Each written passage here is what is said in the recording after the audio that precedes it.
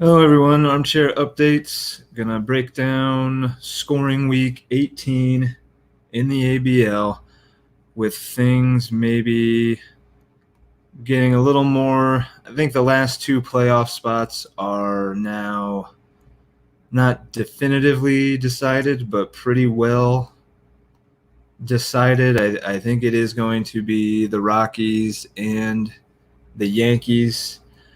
I think let's take a quick look here. I think we both. I know I have a 5-game lead over Dwight, and the Yankees, I believe, have the same 5-game lead, 25-25 over the A's. Yeah, so 5 games are going to be pretty hard to overcome for the Mets and the A's. Yeah, I just don't know if there's enough time. I don't think there's enough time, barring like catastrophic collapse by myself or Gary. I hate to say it, boys, but I think the door might be getting closed. Of course, it's not mathematically, but I had another pretty good week. If I can take a quick victory lap, I beat the Dodgers.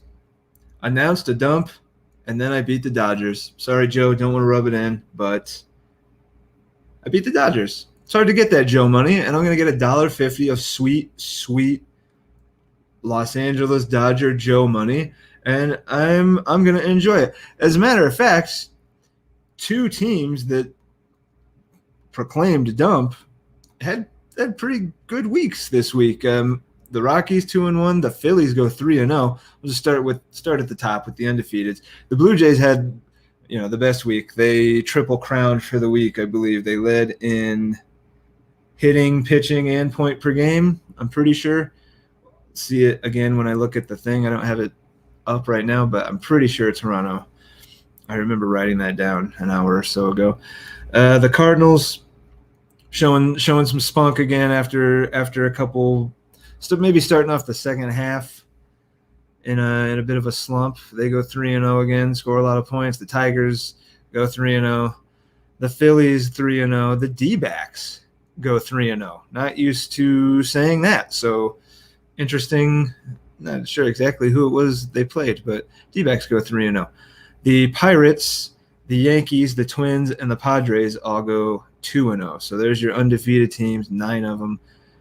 Nice couple wins for the Padres. They kind of needed those for a confidence boost, if nothing else. That team is starting to get, now that they got Captain Jack back, they're starting to get beat up in other ways, losing potentially Darvish, and I feel like there was somebody else. I can't remember off the top of my head, but looking rough lately. Your next tier of 2-1 teams, the White Sox, the Mariners, the Rockies, the Brewers, the Cubs, and the Angels. A lot of playoff teams in that little chunk there, save for Milwaukee, of course, though. If I can't be the only one that's noticed how well Milwaukee has performed since Zach has taken over. I don't know if that's, were they that good of a team and Rob just wasn't paying attention? I don't think so. I think the moves that Zach has made, combined with him being attentive and being a good owner, really has the NL Central looking a lot tougher than maybe, 2 months ago when it was Rob running or not running the team very well. The Central didn't look nearly as tough. Now the Reds are scoring 250 points in a week. The Brewers are putting up big points going 2-1. The Central is a fucking tough division, or gonna be. I mean, it is now, but it seems like it's gonna stay that way. 2 teams split the week, the Marlins and the Astros at 1-1 each.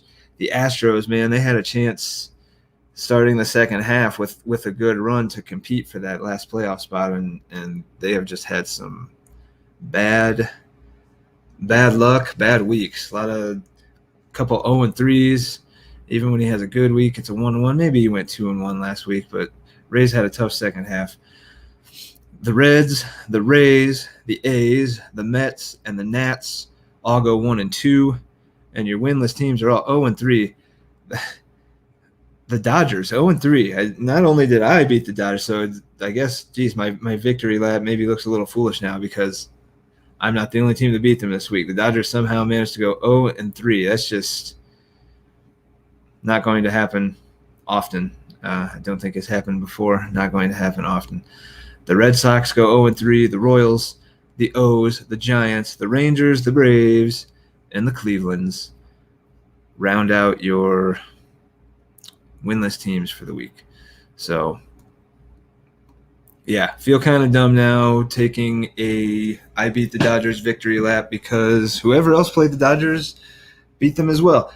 It had to happen eventually that they weren't going to have an amazing week. And he still put up, I think, 266, something like that. So even a bad week for the Dodgers is a pretty good week. Like, for me, I think the Rockies, the last time somebody did up those numbers, I was towards the end of the middle of the pack in average scoring, not in that mid 200s range, more in the low 200s, maybe 220s, 230s. So even Joe's, worst week is quite a bit better than my average. Just everything happened to come together. I got some decent starts, but then again, that's not what it took because it was really more the Dodgers not performing than it was, me performing well. Who else? Let's take a quick look. I just want to see who did the Dodgers played. Dodgers played the Rockies. Dodgers played the Mariners. Dodgers put up 258, so 260. They played the M's. They played me. I think they played the Phillies. So, yeah, not the easiest week, but typically the Dodgers are not going 0-3 there. Just kind of a rough week at a bad time. Happens. Just doesn't usually happen. Doesn't usually happen to them. And let's go to the bits and pieces. All right, so it was kind of a funky week in that there were really not really any super small margins. And I had said before when I had got rid of doing the big gaps, the big wins, I was just going to do the smalls. I was going to kind of make 20 points or less the criteria for being a small margin win. Well, there were only two this week. Miami over Boston, 9.167 points, and Philly over the Dodgers. I should have remembered that. Philly over the Dodgers by 20.834. So actually just over the arbitrary number that I had set for myself, but I wanted to include it because I didn't want there to be just one. But I'm not going to force 5 on there because it wouldn't be a small margin. Now that I'm doing this a little bit differently, that would 30, 35, 50-point win, that's not a small margin. That doesn't deserve to be on there. It's kind of the reason I stopped doing the big ones because it was just skewed and silly. So I don't want the small margins to turn into that. If there aren't any, I won't list them. I'm not going to force non-small margins onto the small margin list. Taking a stand. Taking a quick glance here, you can see Toronto swept it all. The highest scoring team of the week, the point per game leader with a really nice 5.19, the hitting leader and the pitching leader. So very nice week for the Jays, tuning up, heading into the playoffs. 405 points was your high score this week. And then a pretty significant gap to number 2, actually, which is St. Louis at 366. So almost 40 full points between 1 and 2. And then the rest kind of jumbled up, a little more jumbled up, I guess, than 1 and 2. Pittsburgh at number 3, 363, just 3 points behind St. Louis. The White Sox, 345.333, and Detroit, 327.333. So again, just as we saw in Week 17, we can see here, if you're going to want to be one of the high-scoring teams, you need to be in the upper 300s. If you want to be the highest-scoring team, 400-plus will probably do it. But if you want to run with these big guys every week that you see in there every week, if I did high scores every week, I imagine these 5 teams would show up a lot. You would see a lot of Dodgers in there. They were number 4 the week previous. Probably would see a lot of Toronto, a lot of course, the White Sox, Pittsburgh, St. Louis, a lot of those guys. Point per game for week 18, got a couple. I mean, Washington's done it again. I don't know. It would be interesting to go back and look at what happened all of a sudden. I think this is 3 weeks in a row now that Washington is in the point per game for the week list, but of course with a really low amount of games. They're up to 37 this week. They were in the low 20s the previous 2 weeks when they had put up a 6+ and a 5+, but they're on here again at number 3, 4.37 in 37 games. Number 1, as I mentioned before, Toronto, 5.19 in 78 games. So not only a bunch of points per game, but the bunch of games that you want to see combined with that. Chicago White Sox at number 2, 4.8 in 72 games. Washington, number 3. The Yankees coming in at number 4, 4.69 in 66 games. And then Pittsburgh rounding out the top 5, 4.65 points per game in 78 games. So the mid to high 70s, I think we saw the Dodgers hit the 82 either a week or 2 ago. That's what you want to be looking for games played. If you're a nice deep team that can have guys to plug in there every day, you're probably maxing out your 7 starts, high 70s, low 80s. I'm pretty sure that 81, 82 is the highest we've seen yet for a normal week, for the 1 week weeks. So very, very nice week for the Jays here.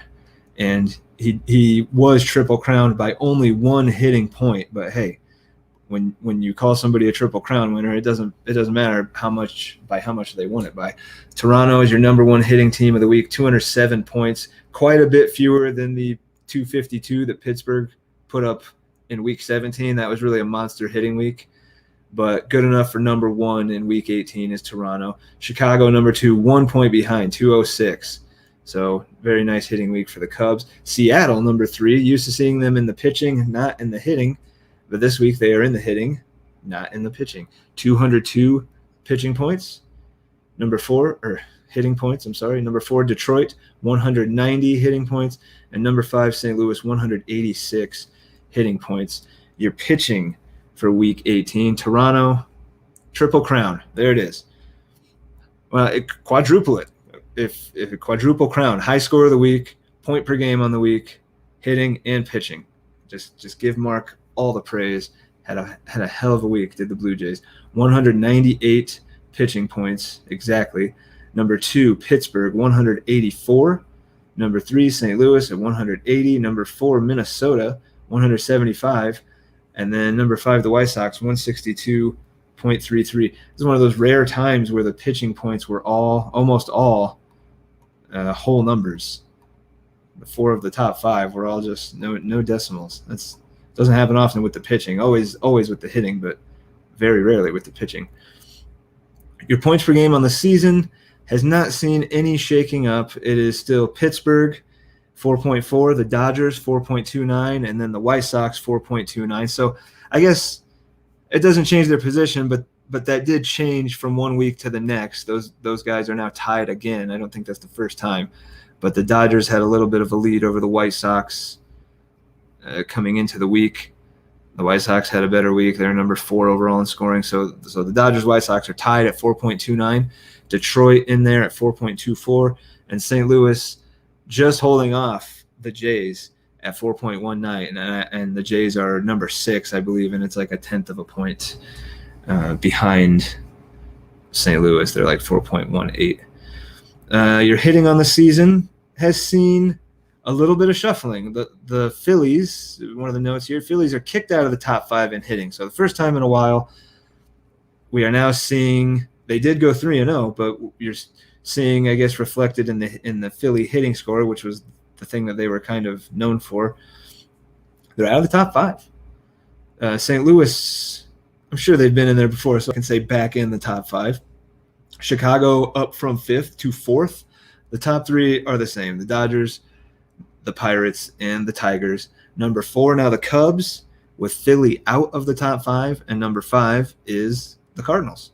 So the Cardinals have come on a bit lately. They had dropped down. If you go back and watch previous podcasts, you can see they were still point per game on the season. They were still top 5, but you could see their number dipping.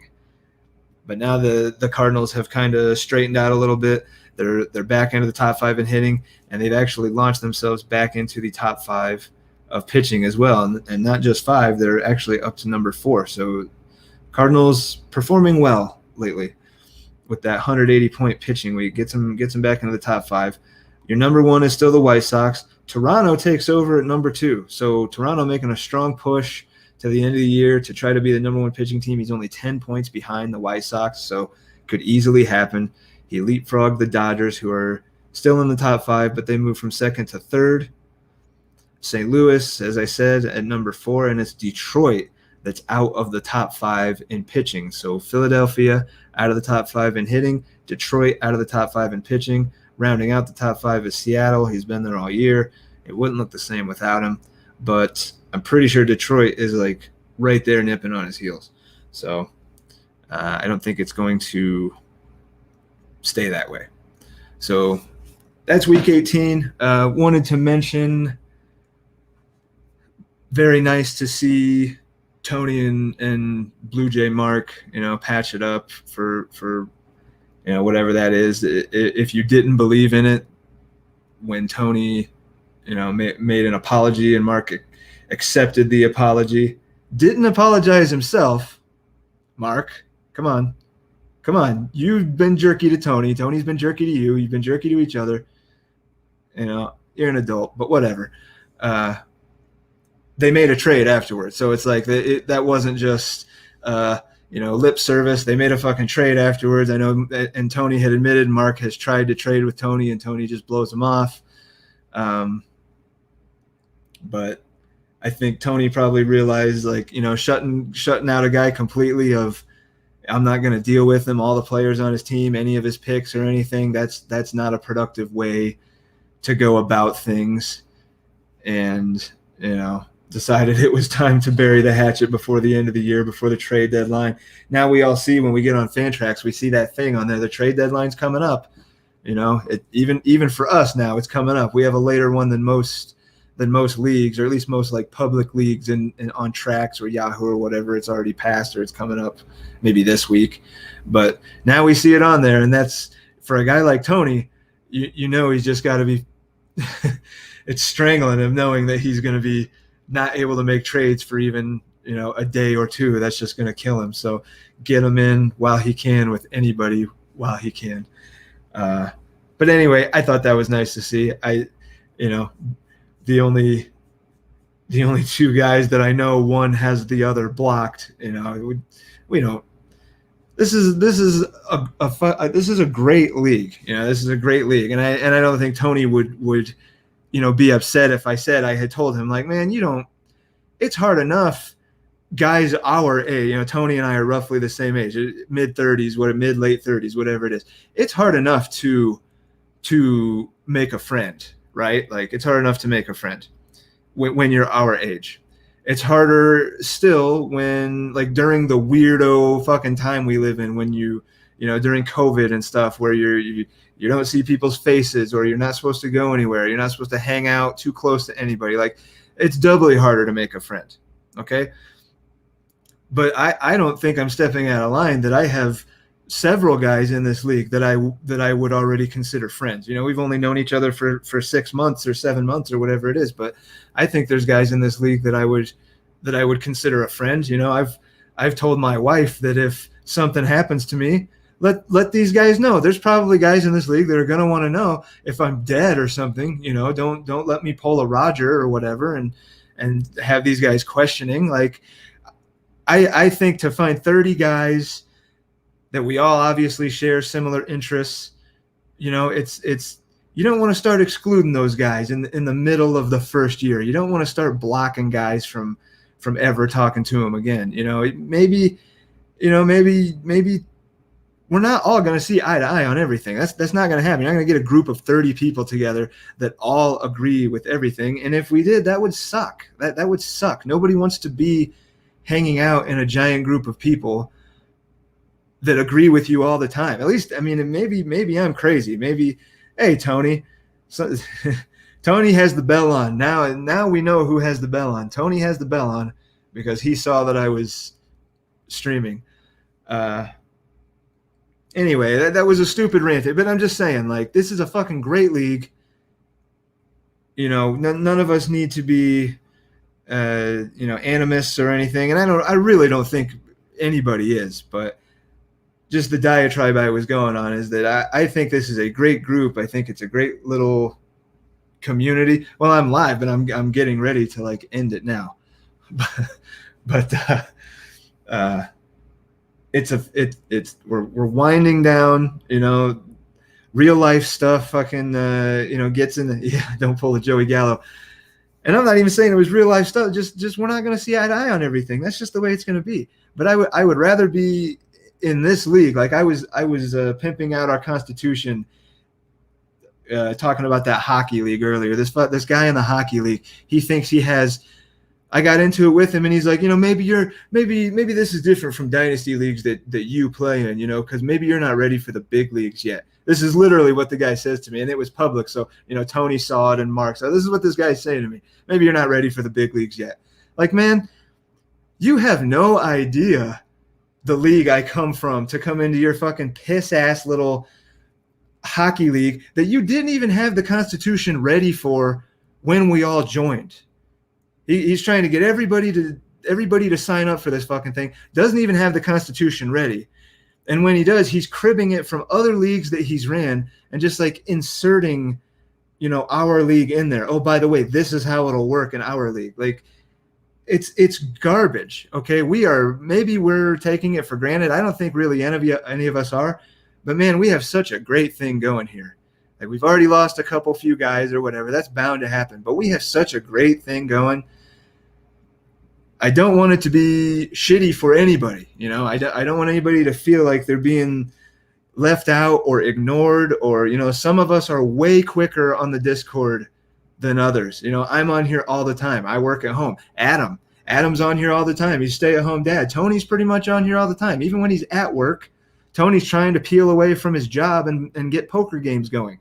So there's some of us that are on here, all the time. But I don't take it personally when I feel like maybe a guy's blowing me off. And I've been in that position where it's like, okay, I sent a trade out or whatever. And I usually do it through Discord. I don't send any blind offers through tracks.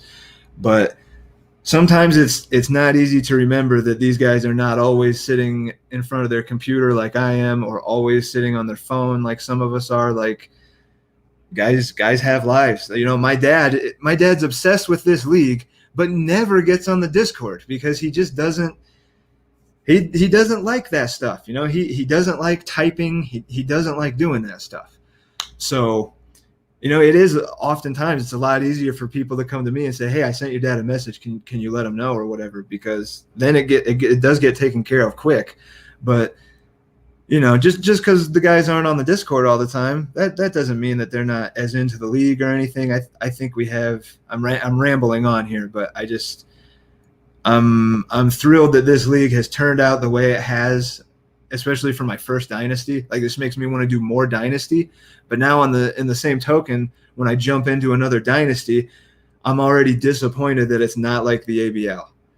Like this hockey league, I'm being a jerk to the commissioner. And yeah, I think he has it coming, but I'm just kind of being a jerk to him because he's not doing as good of a job as Duke. He's just, the Constitution's not as good. He's not as good of a commissioner.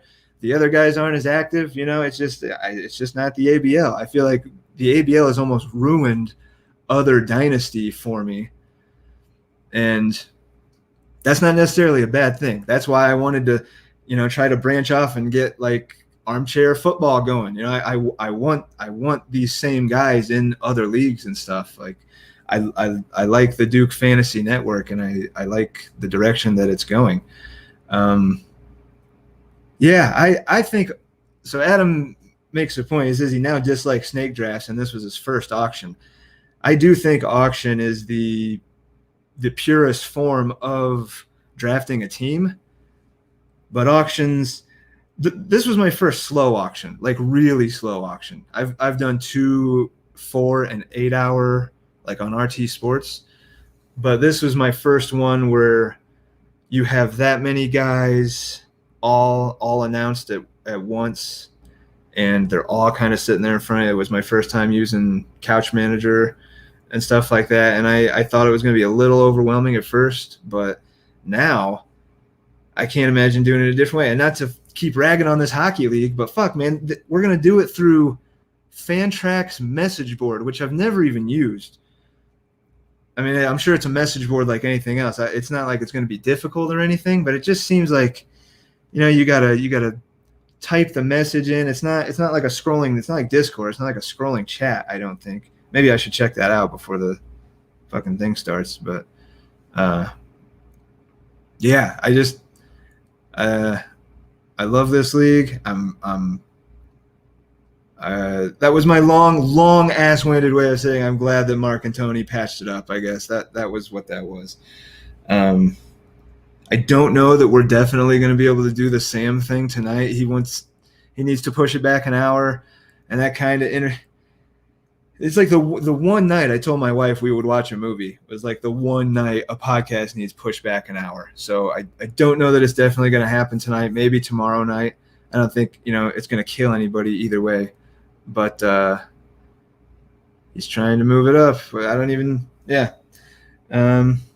Maybe. Hopefully we get it in tonight. Hopefully, I think it'll be a mix of both: little football, little baseball, little getting to know Sam, Tony, probably drinking beer. And me, this has been week 18. Playoffs getting solidified. Probably going to be me. Probably going to be the Yankees. Everybody saw the talk. Well, maybe not everybody, but about how I was only kind of half joking when I said, man, I almost rather would have lost and then tried to win the consolation bracket because there's a chance for more money there. But I really wanted to make the playoffs. I really wanted to say that I made the playoffs in the first year just for my own personal thing. My first 30-team league, my first dynasty, my first super slow auction like that. I wanted to make the playoffs. I wanted to prove to myself that I can run in a 30-team league,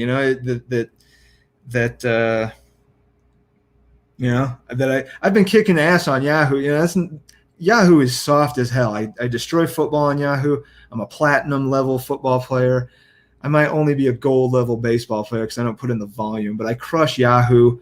And I wanted to kind of see if I was as good as I thought I was. And not that I am, but I'm proud of myself for overcoming the fucking injuries and everything on my team and still being able to make the playoffs. So, yeah, it would have maybe been more lucrative to try to win the consolation, but I wanted to make the playoffs. I still want to make the playoffs.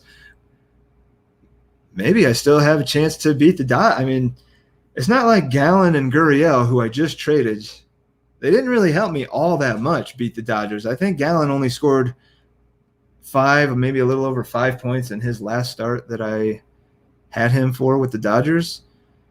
And Lourdes is a 2.6, 2.7 point per game player. That's nice. He's better than Christian Walker, and now I'm putting Cronenworth at first and shuffling the lineup a little bit. Maybe I can still beat the Dodgers. Maybe Brios throws a shutout or something, and I can still beat him in the playoffs. I showed myself it was possible. I had a chance to beat the Tigers. He was too good for me. But, yeah, maybe some balls break a different way. Maybe I can still beat him in the playoffs. Fuck. Maybe it's not completely over. But I thought it was neat that I was able to beat him, I beat the Padres recently, beat the Dodgers. I'm feeling good. All right, yeah, that's really it. Thanks for Tony, Adam. Thanks for dropping in, shooting a little shit.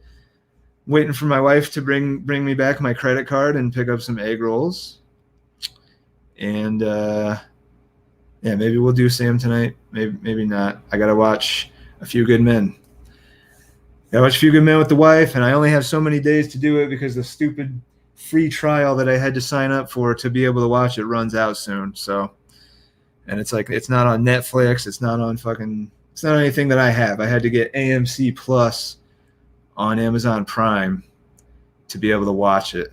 There's some decent shit on there, actually. It gives you a 7-day free trial. And then I had to get Stars Plus last night on a 7-day free trial to watch Heat.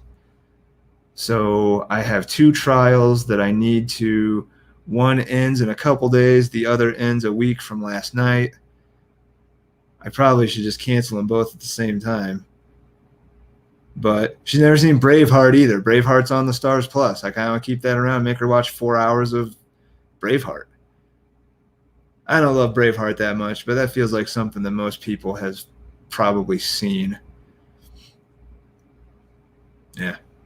All right. Anyway, that's week 18 and a bunch of other nonsensical ramblings.